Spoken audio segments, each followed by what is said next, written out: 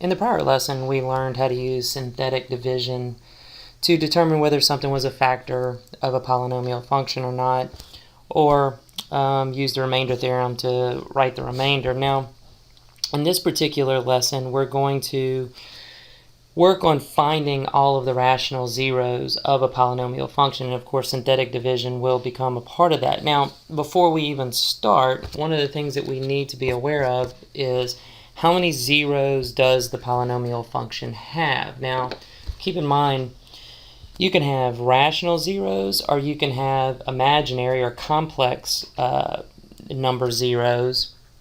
For this particular lesson, we're just going to focus on the rational zeros, and in subsequent lessons we're going to focus on irrational zeros and complex numbers. So for this particular lesson, we need to kind of have an idea already of how many zeros are possible, and we have two little theorems here that kind of give us that information. The first one is the fundamental theorem of algebra, and as you can see, it basically says if the degree is positive for the polynomial, which it should be, then it has at least one zero in the set of complex numbers. Now, that really doesn't narrow it down for us all that much.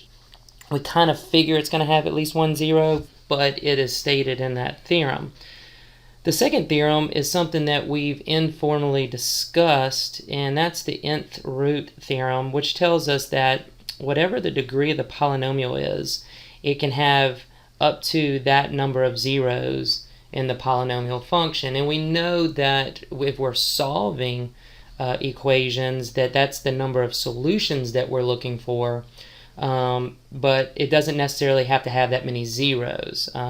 So let's take a look here how we're going to kind of use this, and you can see these steps for finding all of the factors of a polynomial function. So that's what we're going to focus on in this particular lesson. Basically, we have three steps. We're going to use the synthetic division multiple times if necessary, and what we mean by that is if it's given multiplicity.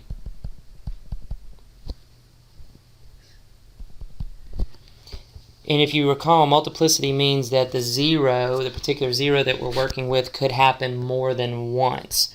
And so we're going to use synthetic division as many times as it tells us to for that particular given zero. Then we're going to hopefully whittle down whatever our higher degree polynomial is to a quadratic, and then just simply factor the quadratic. And then we're going to write the polynomial function as a product of those linear factors. Now, what we eventually will use this system for, which we'll use this process for, is to eventually solve polynomial equations in later sections. So let's take a look at a sample problem here.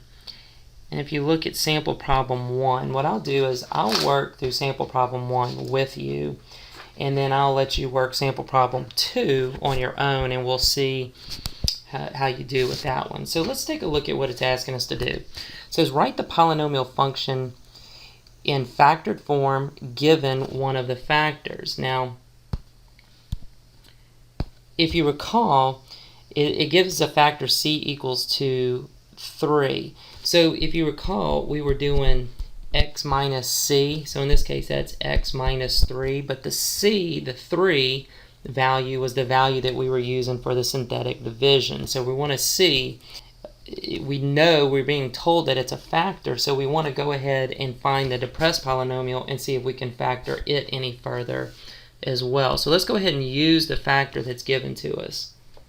So you can see I've now set up the synthetic division with the given factor and the coefficients of the polynomial, and now I'm going to go ahead and work this forward. And you can see here we've done the synthetic division, and we knew that it was a factor, so that gave us a remainder of 0, and it's going to give us the depressed polynomial.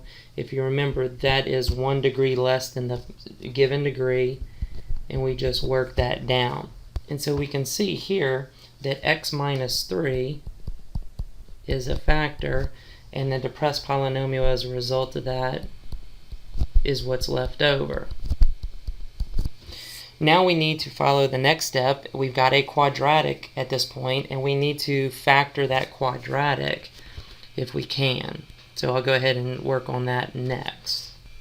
So if we look at this quadratic that's given to us, we have a leading coefficient greater than 1. So this would lend itself to grouping, and so we'll just go through the grouping process that you remember from quadratics unit. Now that I've factored that quadratic, I can go ahead and write the polynomial, the final polynomial, as a list of its linear factors, and so I'm going to go ahead and do that.